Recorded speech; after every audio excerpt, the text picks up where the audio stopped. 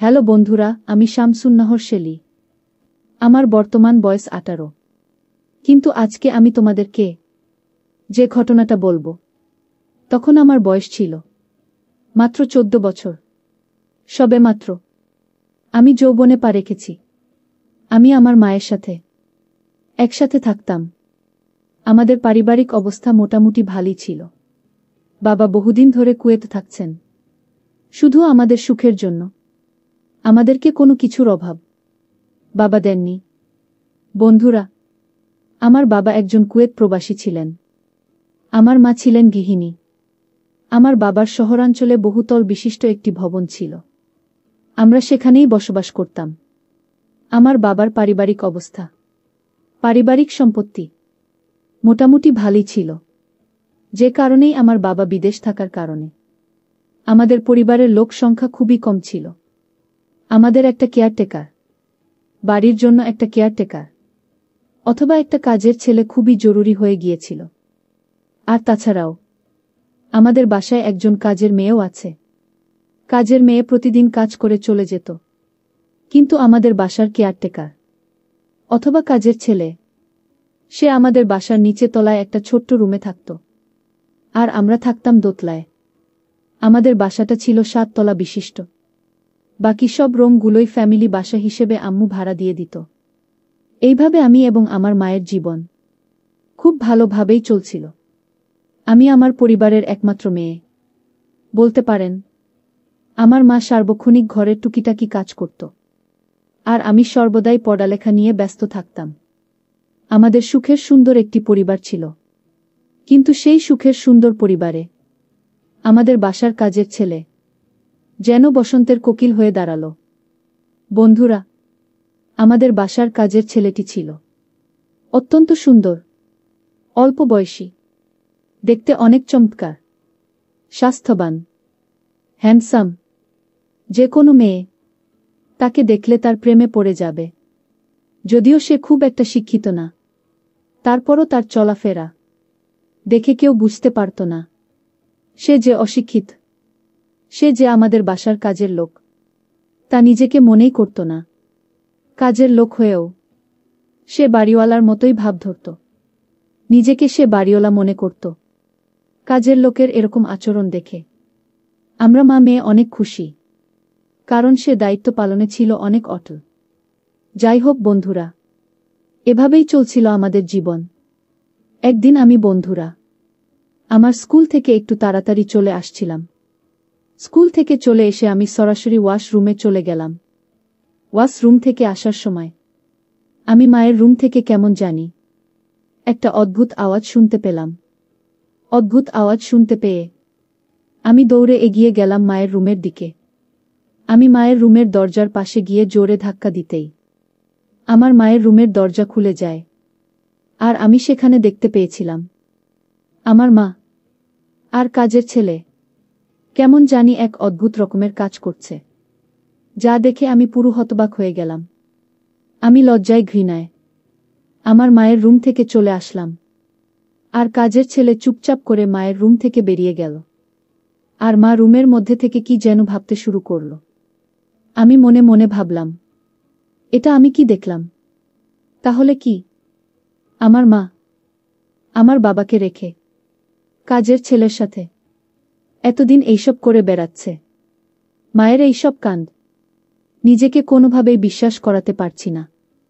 আমার এত সুন্দর, এত ভালো একটা মা কিভাবে এরকম ধরনের কাজটা করতে পারল? বন্ধুরা, এসব কিছু ভাবতে ভাবতে আমার দু চোখে জল চলে আসলো। মনের ভিতর শুধু হাহাকার করছিল। মায়ের এই দৃশ্যগুলো বারবার চোখের মধ্যে ভাসছিল। বন্ধুরা, সেদিনের ঘটনার পর থেকে মা আর আমাকে আগের মতো ভালোবাসে না। মা আর আমার মধ্যে কেমন জানি একটা দূরত্বের সৃষ্টি হয়ে গেল। মা আমাকে দেখে কেমন জানি মন মরার মতো হয়ে থাকে। আমিও মাকে দেখে কেমন জানি মন মারার মতো হয়ে থাকি। এভাবেই চলতে লাগলো আমাদের জীবন। কিন্তু মাকে আমি কখনো সামনাসামনি বলতে পারিনি, মা তুমি এত খারাপ, তুমি কেন আমার মতো এত বড় একটা মেয়ে থাকতে, তোমার স্বামী থাকতে, তুমি সামান্য একটা কাজের ছেলের সাথে এসব করো? মাকে কোনোদিন আমার এসব কথা বলার সাহস হয়নি। ওহ বন্ধুরা, তোমাদেরকে তো আর একটা কথা বলাই হয়নি। আমার মায়ের বয়স প্রায় 32+ হবে। আর কাজের ছেলের বয়স হবে আনুমানিক 15 কিংবা 16। এরকম একটা চমৎকার ছেলে, সুন্দর ফুটফুটে অল্প বয়স্ক ছেলে পেয়ে মা বাবাকে সম্পূর্ণ ভুলে যাওয়ার মতো অবস্থা হলো। প্রতিদিন মেতে উঠে মা এই ছেলের সাথে এক ভিন্ন রকম ধারায়, ভিন্ন রকম পরিবেশনা। আস্তে আস্তে মায়ের অবনতি এতটাই খারাপ হতে লাগল যে মা এখন প্রায় বেশিরভাগ সময় প্রকাশ্যেই কাজের ছেলেকে নিয়ে আমার সামনেই এক রুমে ঘনিষ্ঠ মুহূর্ত পার করে।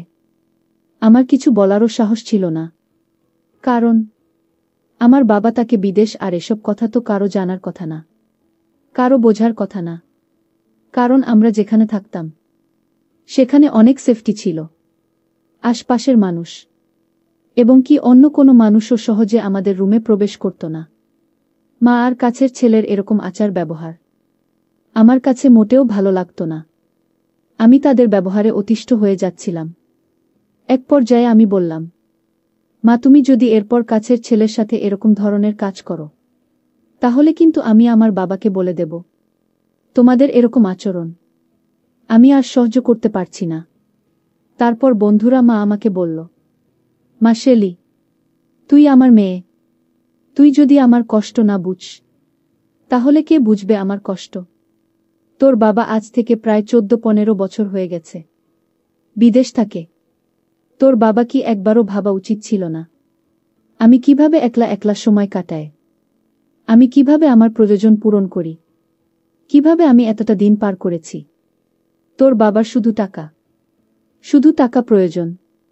তোর বাবার এত টাকাই প্রয়োজন, যে কারণে তার বাবা ফ্যামিলি, সন্তান, সন্ততি, স্ত্রী সবকিছু ভুলে গিয়ে পাষাণের মতো বিদেশ পড়ে রয়েছে। এখন আমি কি করব মা, বল? তাই একটু আধটু আমাদের বাসার কাজের ছেলের সাথে কথা বলে, গল্প করে, আরও কিছু আনুষঙ্গিক কাজ করে, সময় কাটায়। আর তুই যদি তোর বাবাকে বলে দেস, তাহলে আমি কি করব মা? তুই জবাব দে। বন্ধুরা, সেদিন আমি মায়ের আবেগ আপ্লুত কথা শুনে আমার মাথায় যেন আকাশ ভেঙে পড়েছিল। যা মোটেও একটা মা একটা মেয়ের সামনে কখনো এভাবে বলতে পারে না। তারপরও বন্ধুরা, মায়ের দুঃখ কষ্ট বুঝতে পেরে আমি মাকে ছাড় দিয়েছিলাম। ভেবেছিলাম, যাক, মা যদি খুশি থাকে তাহলেই আমিও খুশি। কিন্তু আমার জীবনের সবচেয়ে বড় ভুল সেদিন সেই ছাড় দেওয়াটাই, আমার নীরবতাই। মা ওই কাজের ছেলের সাথে আরও বেশি পরিমাণে অস্বাভাবিক অবস্থায় চলে গেল। আমি মাকে কিছুই বলতে পারছিলাম না, কারণ মা এমনভাবে আমাকে বুঝিয়েছিল। মার কথার বাইরে আমার যাওয়ার কোনো সাহস ছিল না। যাক, সমস্যা নাই। বন্ধুরা, এভাবে আমার মা আর কাজের ছেলের মধ্যে চলছিল বেশ কিছুদিন। তারপর ওই কাজের ছেলে আমার মার সাথে এরকম কিছু করতে করতে আস্তে আস্তে তার সাহস এতই বেড়ে গিয়েছিল যে শেষ পর্যন্ত সে আমার দিকে পর্যন্ত লোভ করল। বন্ধুরা, একদিন আমার মা আমাকে কি জানি একটি খেতে দিল। আমি সেই জিনিসটি খাওয়ার পর থেকেই আমি যেন তাদের হাতের ননির পুতুল হয়ে গেলাম। তাদের কথা সমস্ত কথাই রাখতে বাধ্য হলাম। মনে হয় আমার মা আর কাজের ছেলে আমাকে জাদু করেছিল, যে কারণেই আমি তাদের কথা, তাদের সমস্ত রকমের কথা শুনতে বাধ্য হয়েছে। তারপর বন্ধুরা, আমার মা আমাকে এরকম অবস্থা পরিণত করল, যার ফলে আমার বাসার কাজের ছেলের সাথে সাথে আমিও সেই কাজটি করতে বাধ্য হয়েছিলাম। এইভাবে মা আর আমি মিলে কাজের ছেলের সাথে সমন্বিত হয়ে কাজ করতে করতে আস্তে আস্তে সেটা অভ্যাসে পরিণত হয়ে গেল। তারপর থেকে বন্ধুরা, আমি, আমার মা আর কাজের ছেলে একবারে ফ্রি হয়ে গেলাম। প্রায় প্রতিদিনই চলত লোকচক্ষুর অন্তরালে এক বিষম চন্দ্রিমা, যে চন্দ্রিমার রহস্য যুগ থেকে যুগান্তরে কেউ কোনোদিন খুঁজে পাবে না, যেখানে শুধু একটাই বক্তব্য, যে রাজ্যে প্রবেশ করলে প্রত্যেকটা মানুষেরই একটাই বক্তব্য, আমার আরও চাই, আমি আরও চাই। এখানে যাওয়ার যেন শেষ নাই। আমি জানি না আমার মা, আমার বাসার কাজের ছেলে এবং আমার মধ্যে এই চাওয়ার নিষ্পত্তি কবে হবে। বন্ধুরা, আমি তোমাদেরকে পরিশেষে একটি কথাই বলতে চাই। পরিবেশ আর পরিস্থিতি মানুষকে এমন জায়গায় নিয়ে যায় যেখানে অসম্ভব কেউ মানুষ সম্ভব করে ফেলে, যেটা আমার ক্ষেত্রে হয়েছিল। বন্ধুরা, এরকম ধরনের ঘটনা আমার মনে হয় না পৃথিবীতে কোনো মাই তার সন্তানের প্রতি করে থাকে। আমার মা আমার প্রতি কেন এরকম অন্যায়, এরকম অবিচার করেছিল, আমি তা আজও জানতে পারলাম না।